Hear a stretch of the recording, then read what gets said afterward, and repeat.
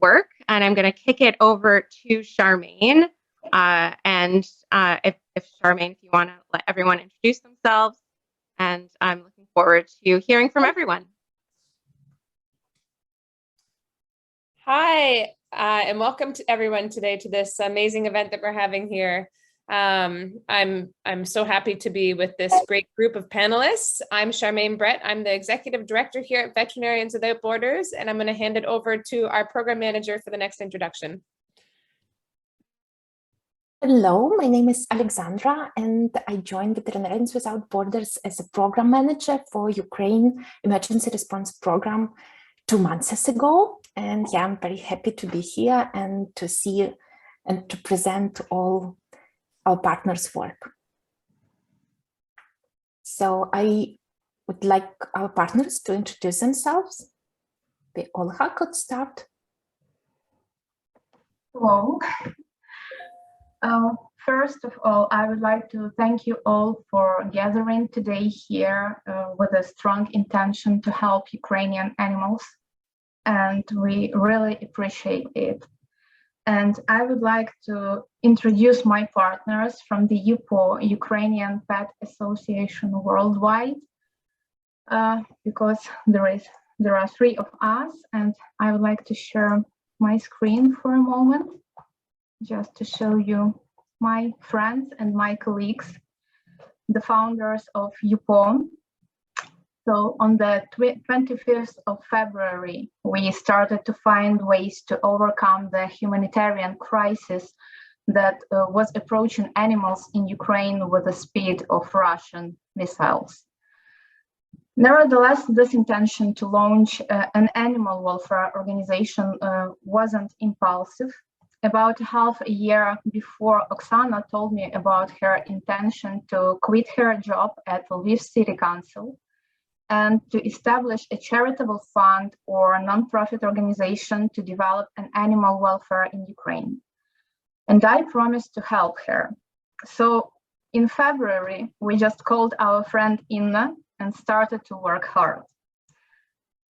All of us has many years of experience in the field of animal welfare and the track record of successful projects in the sphere, and each of us has our own professional experience, so useful now.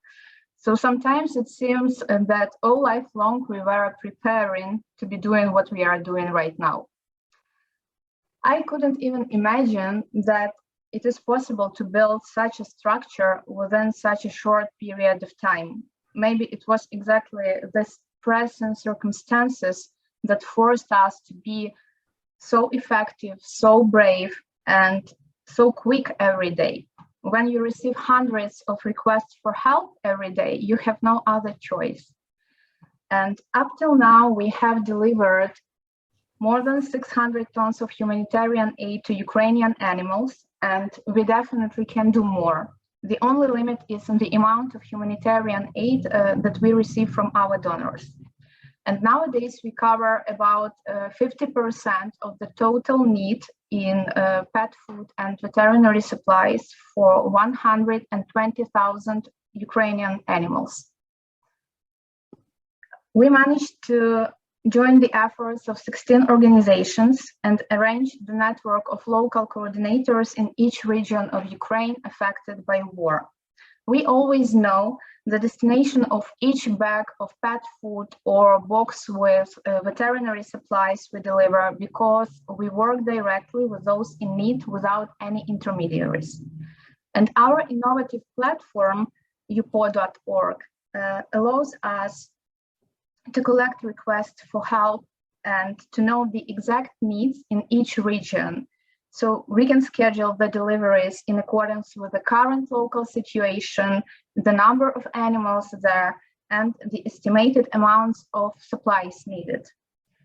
We are very thankful to Veterinarians Without Borders Canada for their trust in us at the very, very beginning of all this journey, and for the provision of support that allowed us to build such a strong team that is the cornerstone of UPO and the current delivery campaign. And moreover, the team that is highly motivated for the future projects. as I said before, each of us has a strong background in animal welfare and extensive professional skills.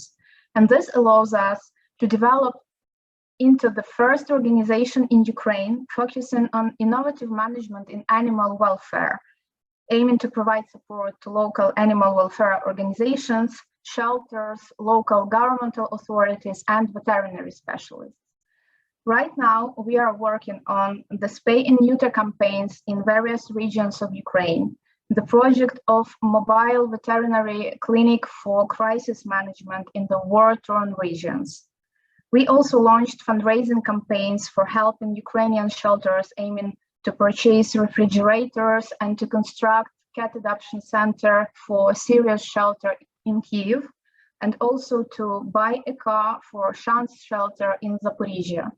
And the future outlook of UPO comprises the capacity building program for Ukrainian shelters to change the way of their operation, conditions, and opportunities for animals living there. We also are looking forward to professional advice to local authorities on animal welfare and humane population management.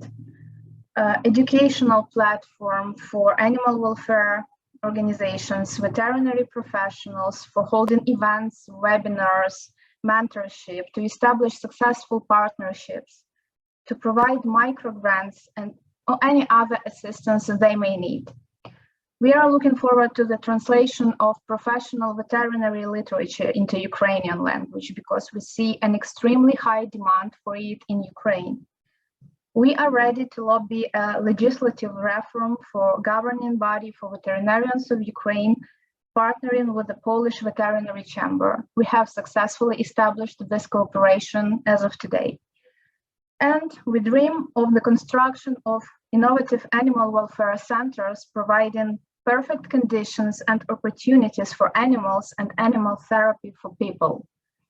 So while Ukrainian military forces continue doing their job, we continue doing ours with enough skills and passion for the love of animals. So thank you for your attention, and I'm ready to answer any questions. Thank you so much, Olha. Thank you.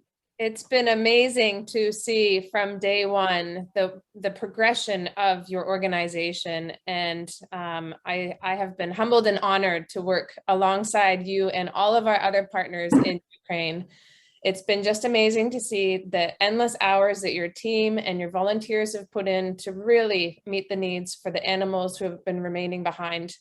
The passion that you all have to bring this work forward is something that I have never seen before.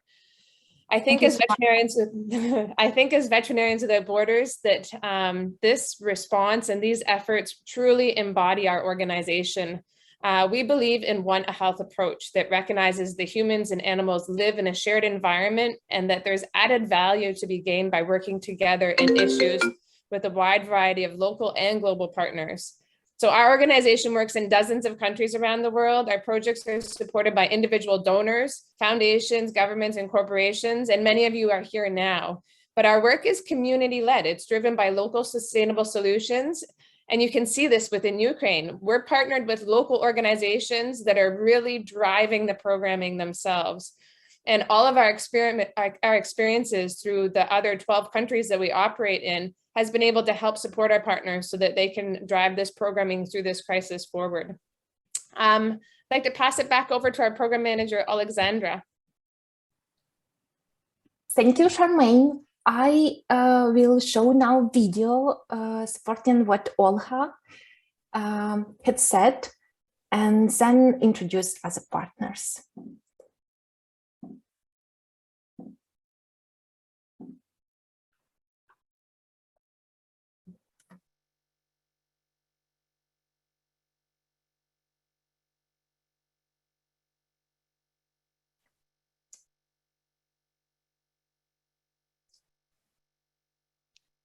Alexandra, there's no sound, but I think we get the message. But if you want to share, I think you have to click share sound as well when you share screen for the next one.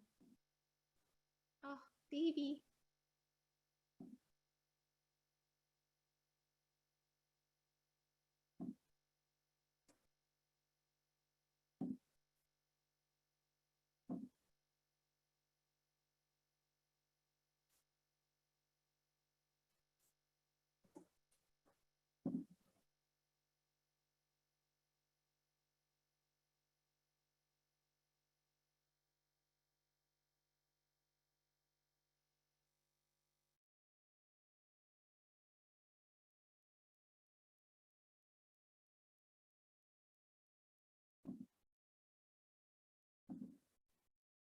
Yeah, I realized it was without sound. Sorry for that.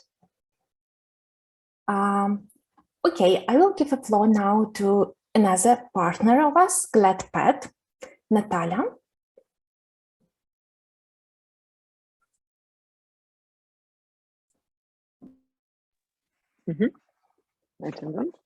Hi, everybody. My name is Nataliya Kamaeva. I'm a vet. I'm from Kharkiv.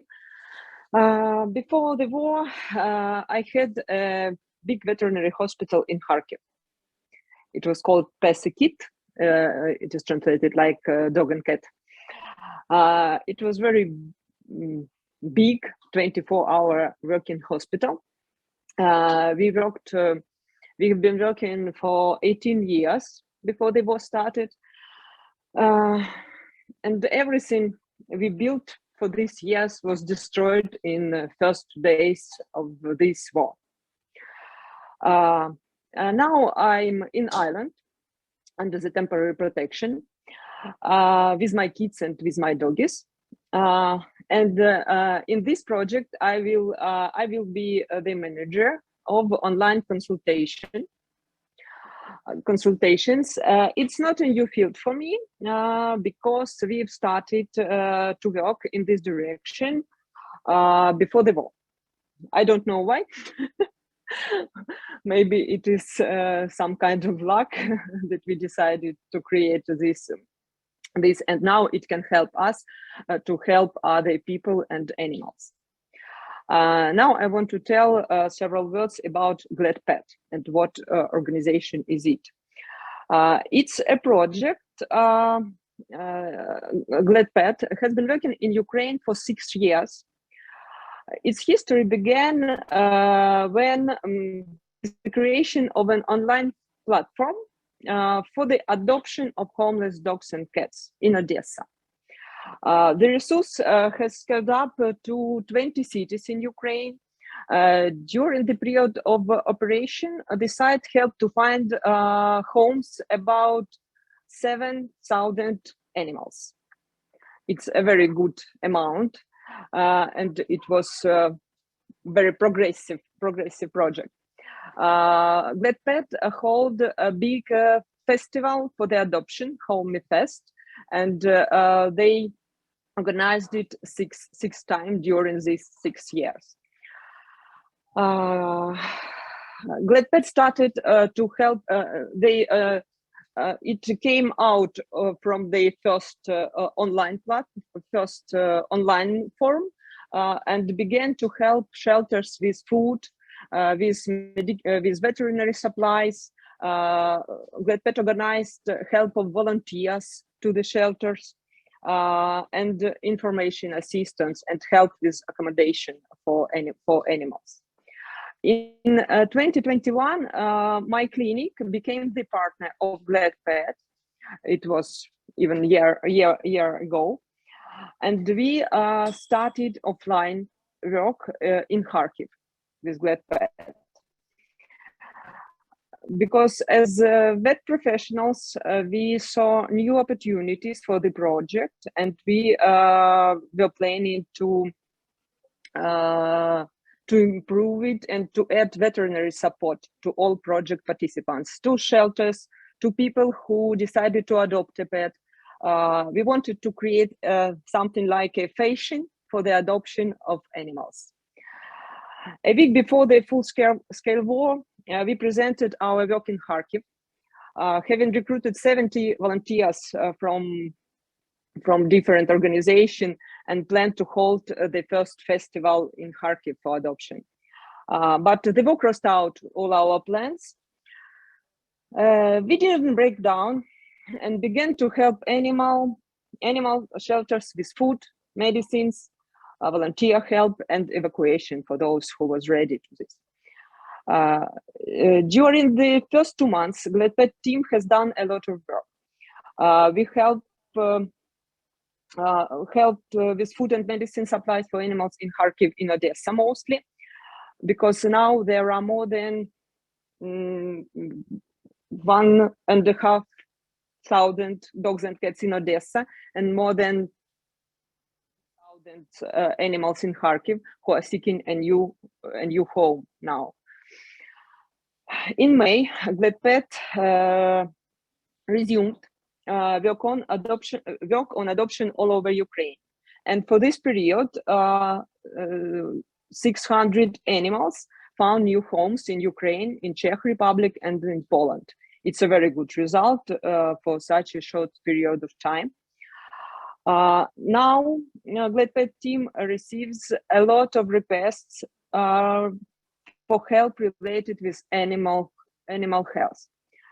Huge numbers of dogs and cats in combat and frontline areas are currently without veterinary care because vet clinics were destroyed or evacuated from these regions. So lots of people, not just shelters, but usual people with animals, they cannot receive any veterinary help, and it's a huge problem now. That is why such project as online consultations or mobile veterinary, not all maybe, and mobile veterinary hospitals are very important, and they will be important for a long period of time.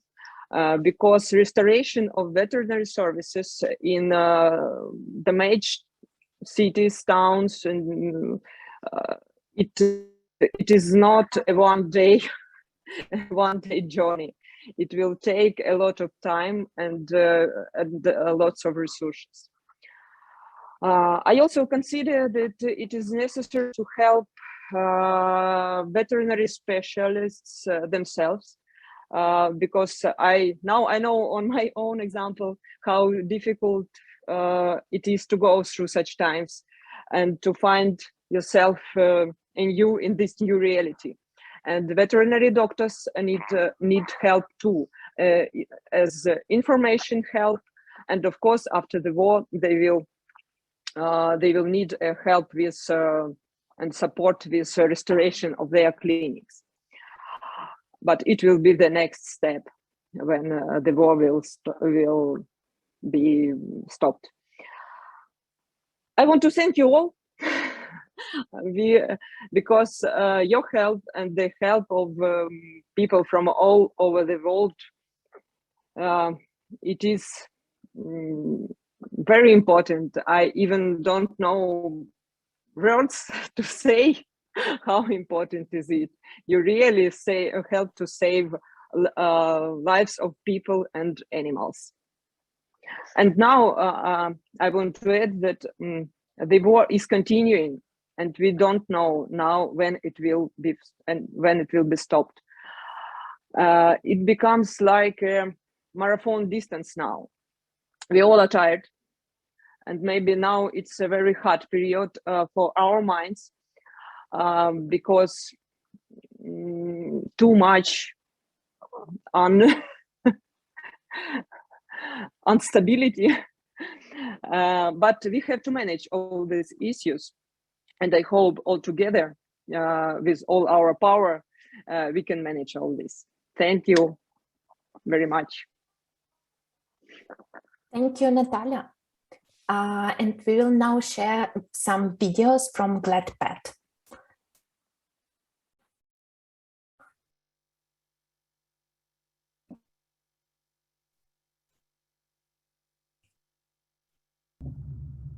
Вот это бучик.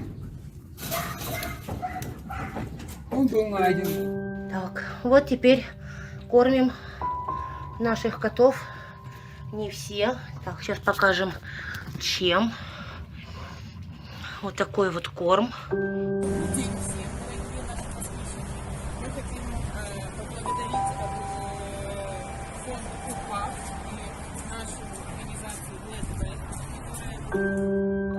Дякуємо Gladpad за дуже багато корму. Дякуємо. Це супер.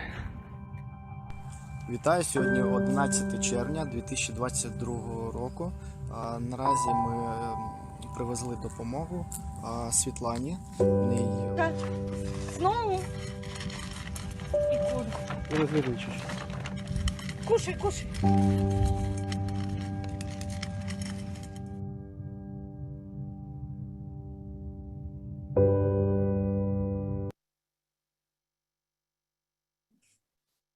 Thank you. And before giving the floor to other partner, Nina and Happy Paws, I would like to show another video to you. Hope it will work. Okay.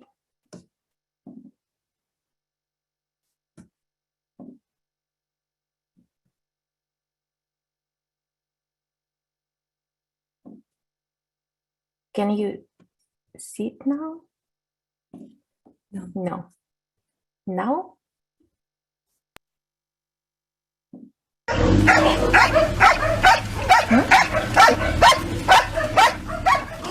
Це справді розриває наше серце на шматочки.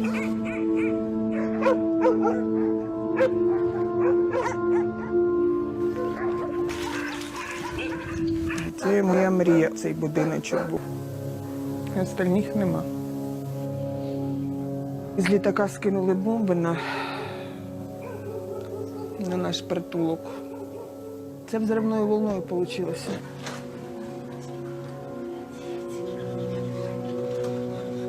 Ми знайшли кошти для того, щоб відбудувати притулок. Це в наших таких найперших планах. І ми впевнені, що притулок стане ще кращим, ніж він був до війни.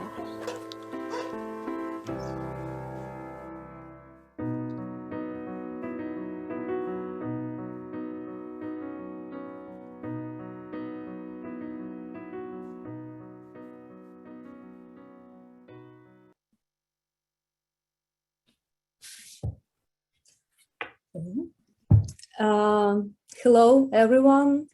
Thank you for the opportunity to speak to you today. My name is Nina. I'm a fundraiser with Happy Paw Charity Foundation. The shelter you saw on that video is one of examples of all the horrors that thousands of animals across Ukraine have experienced during the last 4 months of this horrible war. This shelter was one of the best shelters in Ukraine, with such a beautiful area, with animals that were properly fed, treated, and of course sterilized. Also, this shelter was one of 120 shelters with which we have been working on the past 10 years in Ukraine. But then war came and everything changed. We want to thank you for your support.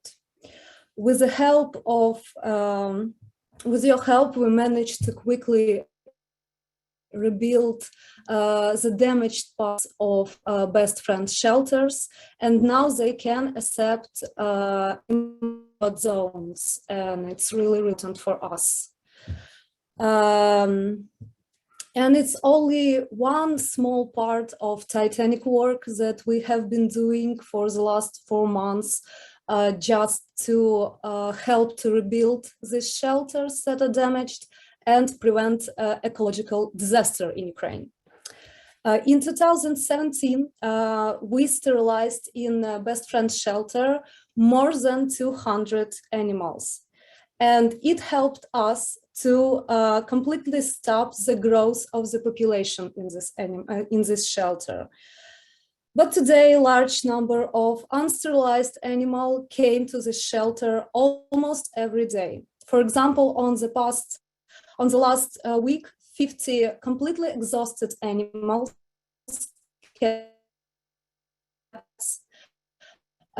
to the shelter. They did treatment, and of course, you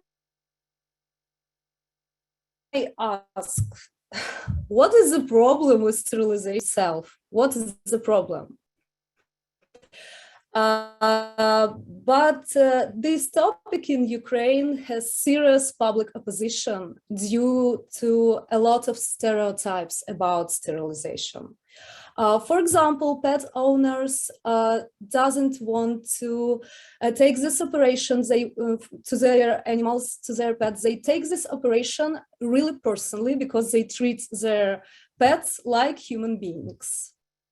Also, we don't have any laws in Ukraine that requires to sterilize animals, domestic animals. Zero laws about this. So this is really complete topic. Also, so unsterilized, abandoned or lost pets end up on the streets or in overcrowded shelters. That's why every year we have big difficulties with getting funds to sterilization projects. Even business doesn't want to take part in this because they are afraid that people won't understand them. So we really have a huge problem with stereotypes about sterilization in our country. The situation has always been tough, but now war came and everything became even worse. First of all, municipal control programs are completely cancelled due to war. Secondly, the number of animals, of stray animals on the streets is now the highest of the history of Ukraine. Like, great event for us. No, of course not. It's awful. Thirdly, all shelters in the country remain overcrowded. They were overcrowded before war, but now they are just completely overcrowded. And they're trying to take animals, of course, because they cannot do, they want to help them. But in the end, they get overcrowded, they don't have food, they don't have sterilization, and it's getting worse every day. Finally, now it's summer, was spring, so we have a really boom of stray kittens and puppies on the street. Yay! One more. Great. So as a result, all our achievements in the field of sterilization for the past 10 years are wasted now. And the situation is getting worse, like really every day. But of course, we don't want to give up, and we have a solution. We know exactly what to do with this situation. During these 3 months, thanks to the support of the Veterinarians Without Borders, we sterilized 962 animals in 10 cities of Ukraine. Just to compare, in the past 2 years, we sterilized only 350 animals throughout all Ukraine because of the lack of foundation and because of the pressure of the society. We just didn't have an opportunity to sterilize more. But now it's a huge difference, 962 in comparing to 350. So of course, we do our activities really responsible. We have all reports about and proof of spending every dollar because it was one of the main goals of our organization. We want charity in Ukraine to be transparent. So actually, that's our main idea. In conclusion, we have experience. We have the understanding of the problem from the inside. We have reliable partners, they are great. Veterinaries, doctors, shelters, of course, because they really want to solve this problem, because they cannot manage it without us. But we don't have money. That's actually the biggest problem. We have everything ready now to sterilize 3,600 animals till the end of this year. We also want to sterilize more animals from the deoccupied zones when the war will end, because we strongly believe in our victory, of course. So this is our plans for future. If we sterilize now 3,600 animals, we won't get in the future around 20,000 stray animals on the streets. But we really need your help with it, because we cannot manage it without your help. And again, we really, really appreciate your helps in the past. And hope that you will stay with us in the future. Thank you so much for opportunity to speak to you today, and glory to Ukraine. Thank you. Thank you, Nina, and thank you all for sharing your amazing stories of your help on field in Ukraine. I also want to share a bit of my story and give you overview of Ukrainian program in general. As I told, I joined Veterinarians Without Borders 2 months ago. And from my first days here, I was impressed and touched by empathy and generosity of Canadian people donating money and food and medicine to Ukraine. Being Ukrainian myself, it's sometimes hard for me to put aside all emotions and worries and be purely professional. But at the same time, I feel that my work in VWB give me this amazing opportunity to be useful to my native country, helping animals and helping people in a very meaningful way. About our program, it started as a standard emergency response. We provided emergency funding to shelters and animal welfare organizations in Ukraine, supported food and medicine delivery. But after this, our program developed fast to address specific challenges within Ukraine. Some of these challenges, as our partners said, existed even before the war. But with invasion, they escalated dramatically. And I'm recalling here limited access to veterinarian services, overcrowded shelters, and enormous number of abandoned animals on the streets. So some of this you saw on these videos we shared, and you know this from news and from stories of our partners.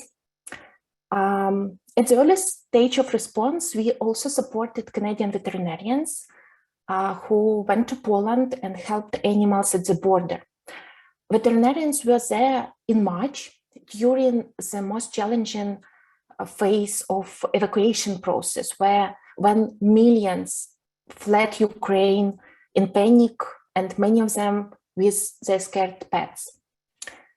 With your support and support of many Canadians, we managed to have impressive results, I think. And I will share now our impact report, some pictures, and comment them. So over the last 3 months, we distributed around 600 tons of pet food. And in general, Veterinarians Without Borders reached more than 100,000 pets. We delivered also 30 tons of medicine and provided treatment to around 3,000 animals. So animals in shelters and on streets received injury treatment, parasite treatment, vaccines. We also, with, of course, help of our partners, administered more than 900 spayed neuter surgeries and facilitated restoration of destroyed shelters. You saw on video Best Friend shelter, which now houses over 1,000 animals. Of course, most of our activities focus on Ukraine, like inside Ukraine, we work within Ukraine. But also we continue to support animals in neighboring countries. For example, we partnered with Save the Dog, a animal welfare organization in Romania.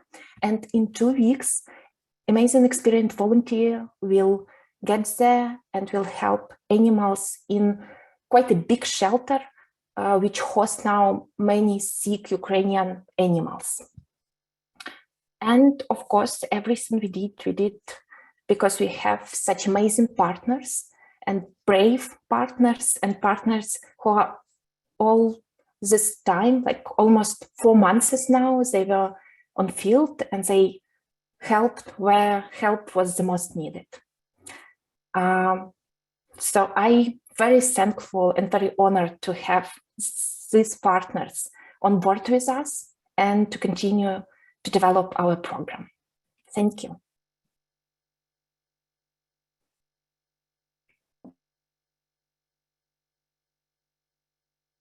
Thank you so much, Alexandra. We had some really great questions, and so thank you, everyone. So amazing. The work is incredible, and I'm so thankful to be a part of the team. We have a couple of really great questions from the attendees. Starting with kind of a general question on what the state of all the animals in Ukraine are. Does anyone have any numbers on how many were left behind? How many people were able to take them with them? How many had to leave theirs behind? How many became homeless due to the war? And Yes, yeah, we'll start there. Olga, thank you. So I will share my screen again just to show you the statistics. As I've said before, we had more than 120,000 requests at our platform, upo.org, to be more exact, about 125,000. And we have made an analysis of all these requests just to see what kind of animals are in this requests for help. And here we can see that 17% are kennels registered in our Ukrainian Kennel Union. Only 2% are animals from circuses, zoos, and service animals in military forces of Ukraine. 18% are animals from the zone of hostilities. So we can suggest that all of them were abandoned, lost, successfully found by volunteers, and now they are taken care of by these volunteers. 11% of animals are living in shelters, and as we have heard earlier, the shelters now are overcrowded. So to be more specific, about half of the number of animals in shelters came there in previous 2 or 3 months when the war started. 15% are having their own homes and owners, their domestic animals, but their families, their owners have lost their jobs and sometimes even have lost their homes, houses, apartments. So they're in a huge need for help. 6% of animals are under care of charity organizations or non-profit organizations or charitable funds. And 30% are street animals who have kind of caregivers. It's a widely spread practice in Ukraine when people do not have a registered shelter, but they care of animals living in the streets, and they provide them with food, with veterinary support, as they can according to their income of funds. So here is our statistics, and we can see that really a lot of animals will need more help in future months, even if we deduct all of those who has their owners right now. Yes, if we suppose that they will get new homes, they will get their jobs back, but we will still have about 50% of animals that do not have owners. They have only their caregivers, or they are living in shelters, and they will need our support in terms of financing the shelters or providing a humanitarian pet food.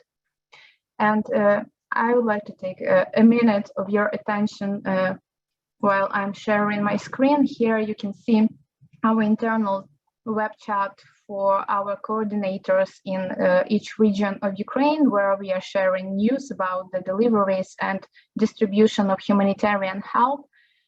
And this is the message we received from our coordinator in Mykolaiv when we asked her for a report for distribution of pet food for the last week. And this is the explosion they had in Mykolaiv, just near our warehouse where the distribution process takes place.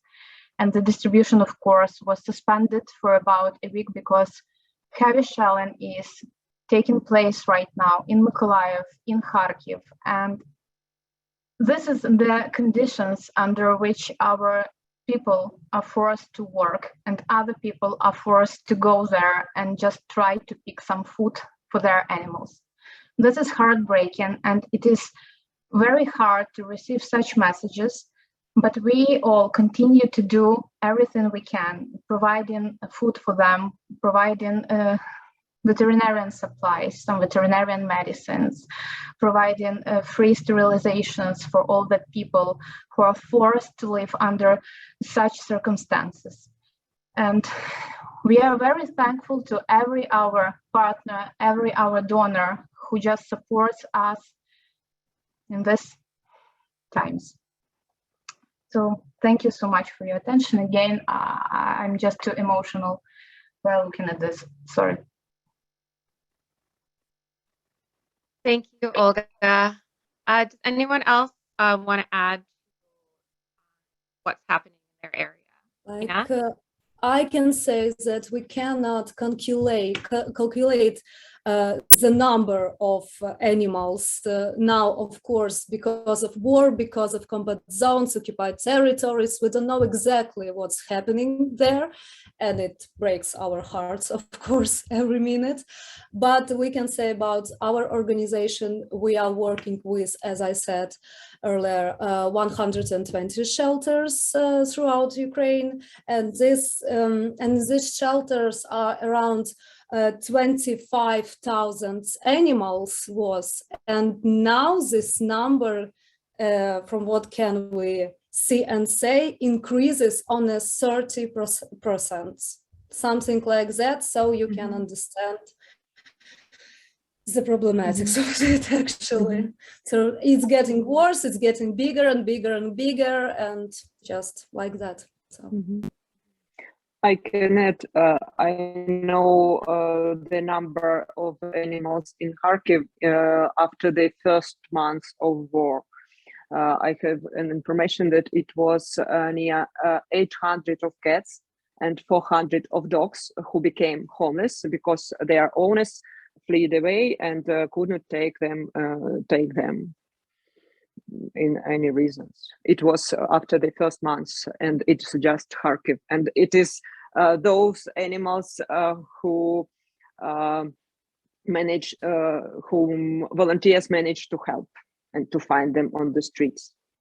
So the amount can be huge. Thank you. And Olga, you touched on this earlier, but there's some questions around the circus animals that got a lot of press when they were shelled. Do you have any idea? Can you elaborate a bit on what's happening with zoo and circus animals? What happened around the zoo, or do you have any more information on that? We deliver pet food there, of course, too. We have in our supplies not only food for dogs and cats, which is obvious. We have sometimes food for horses, for rodents, birds, and everything we receive. We just can see at our platform in our database the requests specific, for example, for rodents or for birds, and we can see the proper receiver for such cargoes. So we just pack it and send to where it is really needed. So if to talk about horses, for example, the need is really big. We have a lot of horse farms and horse, I don't know how to tell it exactly, kind of places where horses are held and people just come there to have some equine therapy or something like that. And nowadays in war, they do not have enough visitors, so they cannot earn enough money to have enough food for their horses. So we just deliver them everything that we receive from our donors. And we are very happy when some horse feed also come to our warehouse. So if to talk honest, any type of food for animals, we will have to whom to send, because we have so many requests for so many animals that we every time will have enough proper receiver to any kind of pet food.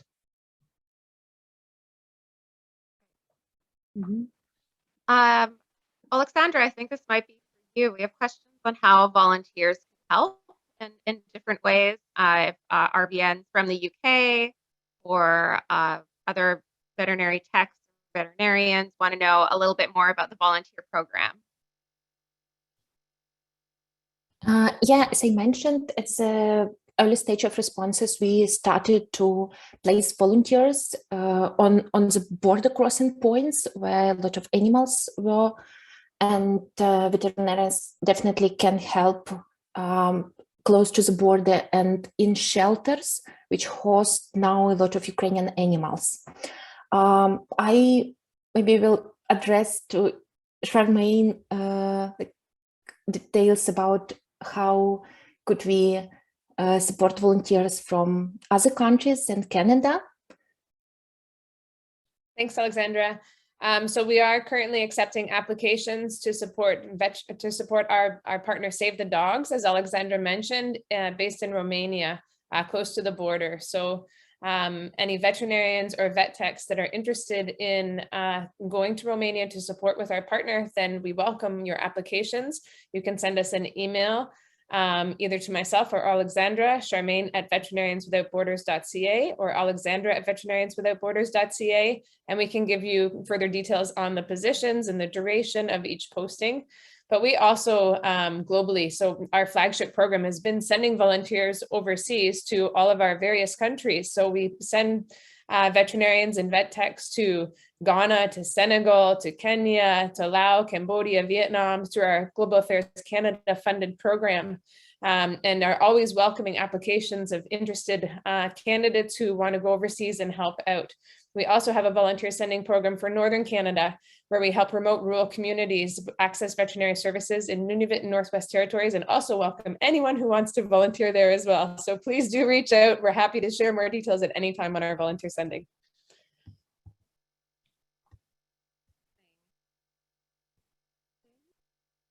I think that a question we get a lot is adoption efforts. I know that we're doing a lot to feed animals in Ukraine and treat them and kind of work for a longer future. But I know people are always interested in what's happening for adoption efforts. If anybody has any more details on what's happening in that respect, a little bit more maybe the logistics about getting animals out of Ukraine, those that definitely don't have owners and not be reunited with their previous owner. Yeah, I can say that all our partners want to work on the adoption topic, but it's really difficult now. Especially we're getting so many requests to adopt, from people who want to adopt pets in Canada, in US, even in different European countries. But it's really difficult with logistic, and I know that Happy Paw and Gladpad, they're working on procedures, how it can be done in a more effective manner and faster and without so much stress to animals, actually. But unfortunately, I can't say that, yeah, send us your contact and we will facilitate the adoption. For now, it's not that simple, unfortunately. Mm-hmm. But Gladpad now has the main aim to return to adoption. Mm-hmm. And as I said, 600 animals were adopted during May and June in different countries, in Ukraine, in Poland, and Czech Republic. And I know that people are ready to adopt animals from Ukraine, yeah. But as Alexandra said, that is the most problem is transportation, some logistic for these animals on Ukraine and through the border. Mm-hmm. As Happy Paw, we also, of course, transported or tried to transport as many animals as we could to other countries, but of course, due to war situation, it was really hard. But still, from the May, our adoption program a little bit renewed, because it was completely dead in February and in March, as all of us inside. So it's it was really hard, but from May we are getting better. So from that shelter Best Friends that we have shown to you, we had around 20 animals adopted in May, and about this month we will have numbers on the end of this month. So it's a little bit better now, and we really hope that in 2-3 months it will getting even better and better and better. We are working on it, of course. We are trying our best. Thank you so much. I know there's a lot of logistical issues with getting them across the border to have all their papers, and we don't always have vet records. There's so many parts that people don't think about. It's a lot more complicated, and with the lack of petrol, access to petrol, skyrocketing prices, everything is just more and more complicated. So thank you for so much, everyone, for Thank you. all the efforts. It's incredible. Thank you. I think that is the last of our questions. If anyone else has any, please send them forward. Email us at social@vetswithoutborders.ca. We can definitely get those sent in. Charmaine, I don't know if you want to say a final thank you to everyone, or Alexandra, for joining us. Thanks, Charlie. So as you've heard, our partners have had enormous impact on the ground, which could not have been possible without all of the support from our dedicated volunteers, donors, and supporters, like all of you on the call today. This crisis sadly continues, and we need to scale up support. As you heard, there's growing needs on the ground from our partners speaking today. And together, we're all a collective of passionate advocates, and we want to work together to support the animals of Ukraine. So I want to end this talk by just saying a big thank you to all of our partners for everything that you're doing in Ukraine, for coming today. You're so passionate, you're so dedicated. And again, I'm humbled to be working with you. To all of our supporters, you have made this possible. We wouldn't be able to do it without you and all of our volunteers. It's amazing to be with such a great group of people who are driving this forward. And I just want to say thank you. Thank you so much. Right. Stay in touch, stay safe. Thank you everyone for attending, and we'll send out a copy of this recording to share. We hope that you can. Thank you so much. Thank you. Thank you. Goodbye. Have a great day. Bye.